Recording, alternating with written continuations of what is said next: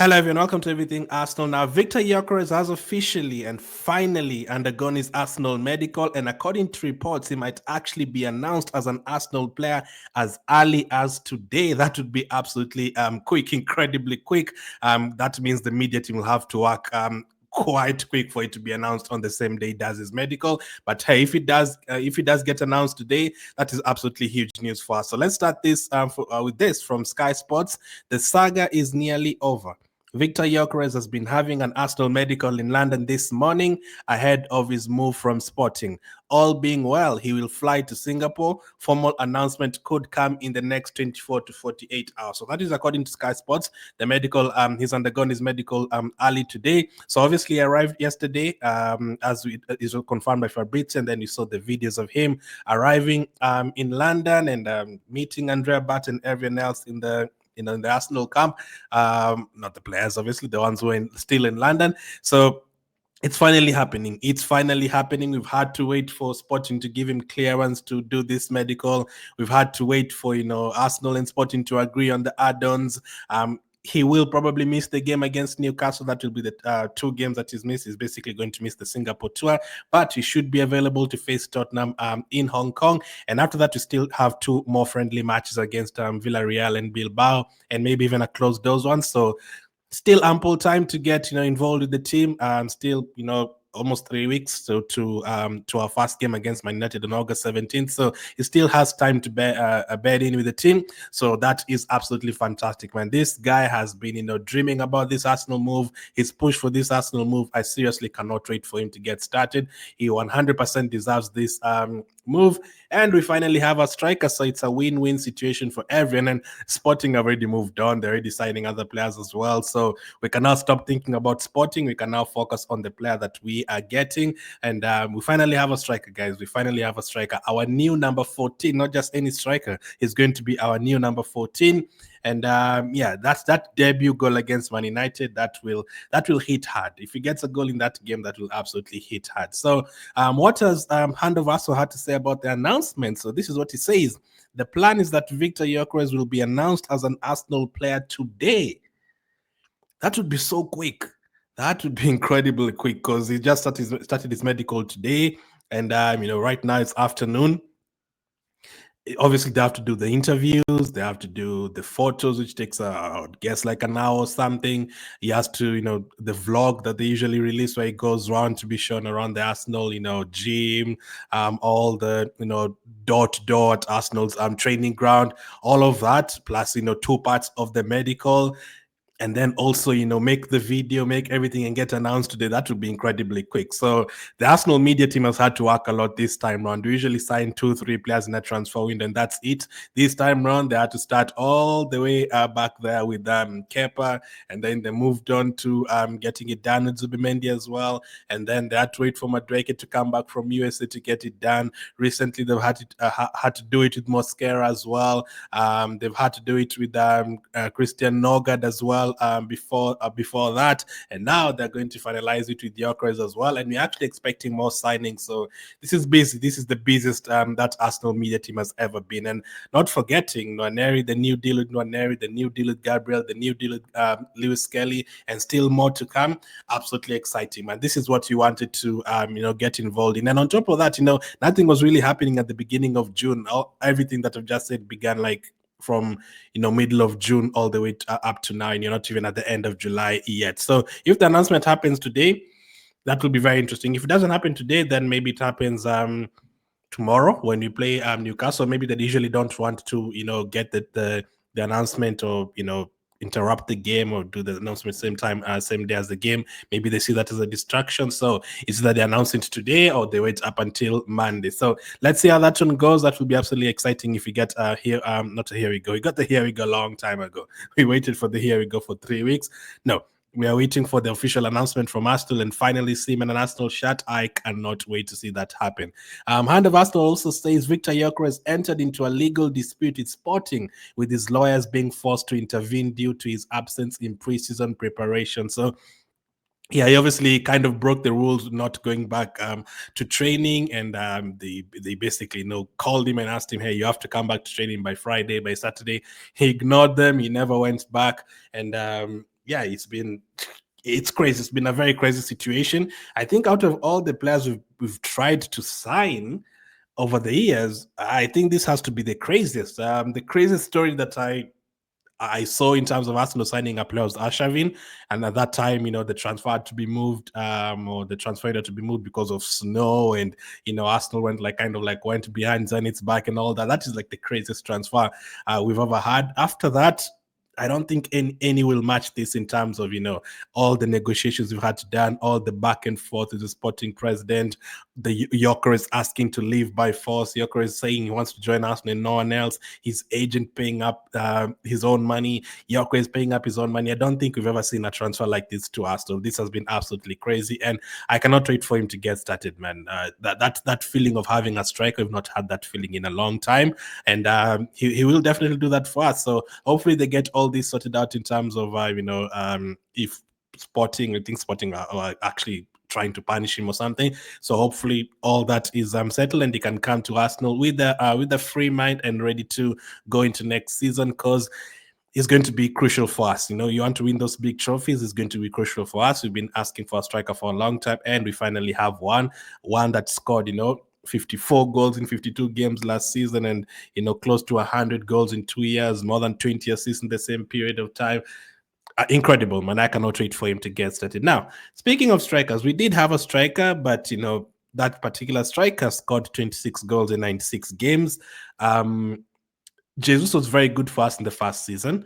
The second, he got unlucky with the ACL injury he picked up at the World Cup. Second season, he was our best player in the Champions League, but he's never really been consistent because of the injuries.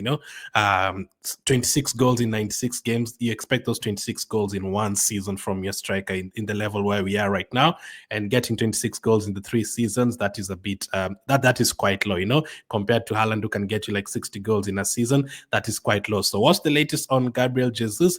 This is the latest on him. So, according to reports, Flamengo are advancing on a deal for Gabriel Jesus on a 1-year loan with an option to buy after the player gave the green light to return to Brazil. It is proposed that Jesus' salary is divided equally, 50% by Arsenal, 50% by Flamengo. Now, again, as I mentioned yesterday, as I've previously mentioned about Jesus, I didn't expect him to be sold because he's currently injured. Who is going to buy him? Who's going to get money? Who's going to pay that money for him? How much money do Arsenal want? If we do end up selling him, surely it's not for any significant money because he has like 2 ACL injuries the past 2-3 years. Are we talking about 5 million, 10 million just to get rid of that 265,000 on the wage bill? Or can we actually loan him out and then maybe goes performs and then we sell him next year? Or is it a case of doing what we did with Tomiyasu, like canceling the contract, mutually agreeing to cancel the contract? Will Jesus accept that because he's on very high wages at Arsenal? Does he really need to get rid of that? All that. I never really expected Jesus to be sold. But it looks like we're actually trying to do that. Maybe you're trying to, get rid of majority of the high wages that we had. Partey was on a lot of wages. Jorginho was like 110,000. There was obviously now Jesus is on high wages as well, and there's a couple of other players. Tomiyasu's like on 100,000 a week as well. So we are getting rid of a lot of wages, and maybe if we like getting rid of the Jesus wage can allow us to get someone like an Eze next up. So after getting Gyokeres, but I've never thought it was going to happen because of the injury. But according to reports, Flamengo are trying to get him on a loan deal with an option to buy. So an option is not an obligation. If he doesn't perform well there, if he goes then he's still injured, he will just come back to us next season, and he will not will not be able to sell him, or if he performs well there, then we might be able to sell him. But that is if Flamengo want to buy him. But if they don't want to buy him, he'll be back to us next season. The wages will be back, and then we'll have to try and find another solution. Maybe that's just what Arsenal want to do. Just get rid of him right now. Clear at least half of the wage bill right now, and then try to see what they're going to do by next year. Follow his loan spell over in Brazil. Maybe that is just it. So he also goes on to say at the players given the green light, so the player is happy to move to Brazil. A bit surprised by that. Maybe just wants to be home. Obviously, with all the injuries and all the he's been posting on his Twitter and his Instagram, training and saying how things have been hard. Maybe some of these players would just want to be home during this tough period. Maybe just prefers to be there. But yeah, it would only be a loan deal and not really buying him.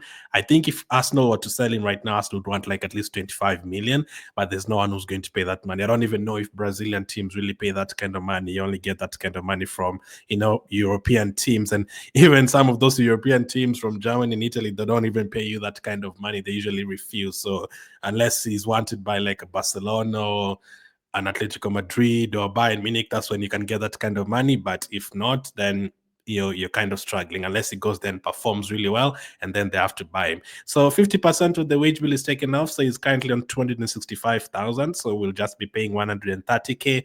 The other 130k paid by Flamengo, and maybe that can allow us to get someone like an Eze through the door. That would be absolutely fine. So speaking of Eze, what's the latest on Eberechi Eze? Now, yesterday we talked about this. Arsenal are aiming to swiftly move to secure Eberechi Eze once the deal for Victor Gyokeres is complete.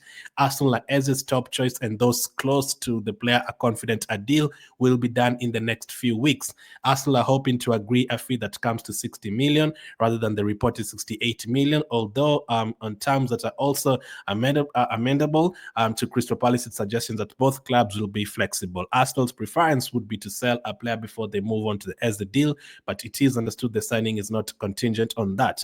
There is also a possibility Reece Nelson could be included in any deal. So Eze is a player that we definitely want. Yesterday, we were told that, or the previous day, that Eze's friends are expecting him to join Arsenal, just like Gyokeres' friends expected him to join Arsenal 2 months ago. So that gives me hope that it can happen. And most of the journalists have reported that you're going for Eze, from Fabrizio, from Round of Arsenal, from David Ornstein to Miguel Delaney to Ben Jacobs. All of them have mentioned that Eze is definitely a player that we are looking to get after. And now, after what? That is what we're not sure about, because after some of them have said, after we sell players, that's when you're going to go for Eze. Some have said you don't really need to sell players before going for Eze. Some say us not trying to negotiate at the moment. Some are saying Arsenal have actually already made the bid. Some say Arsenal have already agreed with Eze wants to join Arsenal already. But it's all in terms of the fee as well. The fee does matter. Crystal Palace have to accept negotiating, because they can just sit and wait for that 68 million release clause. They don't have to negotiate with anyone. But Eze yesterday played, scored. I think he was even man of the match in that game, and he was really, really good. There's a couple of runs he made in that game for Crystal Palace where he went past like 4 players and tried to chip the goalkeeper. And I was like, yeah, we don't really have that in midfield, man. I would absolutely love a player like that in our midfield. That would be very exciting. Now, that was yesterday. Now, today, it has been reported that people close to Eberechi Eze are still confident he'll be an Arsenal player this summer. The players can't believe Arsenal want to focus on outgoings first before going in for him. This is according to Team News and Tick. So again, another outlets saying we might need to sell players fast before going in for Eberechi Eze. Now, is the plan to try and get Eze before the season starts, or are they okay even if they get Eze with like a week to go before the Premier League, or even after the Premier League starts, because they feel like, he's already used to the Premier League, he already has the Premier League experience, no problem, he can just come in and fit in perfectly. Maybe that could be the case as well. Now, in terms of the players to be sold, players like Lokonga, Karl Hein, and Fabio Vieira and Reece Nelson are all still here. We don't know what is going to happen with Zinchenko. And now Jesus is in the picture as well in terms of players who could be sold.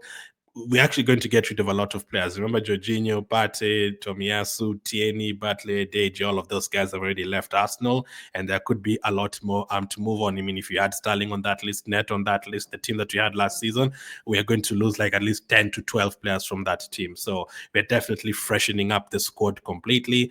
And let's see if we can get Eze. It would be exciting to see, that combination with all the players that we've signed. We'll have signed 3 forward players in Madueke, Gyokeres, and Eze, so that will definitely mean we've freshened up our forward line, especially if I don't know if Martinelli and Trossard, both of them are going to stay. One of them is going to leave. Either way, if they both stay, we're going to have a lot of options up front. If one of them leaves, then again, that is more freshening up of the forward line. We'll have changed a lot of the forward line. If Jesus leaves and, Trossard or Martinelli leaves and Sterling left, it will be very different from what it looked like last season. So let's see how this as the one as the one goes. But the big news is that Gyokeres has undergone his medical today, and his announcement could be as early as today. That would be very, very interesting. He's finalizing his legal issues with with Sporting as well. So let's hope we can get done very quickly and we can finally relax and have Victor Gyokeres as an Arsenal player.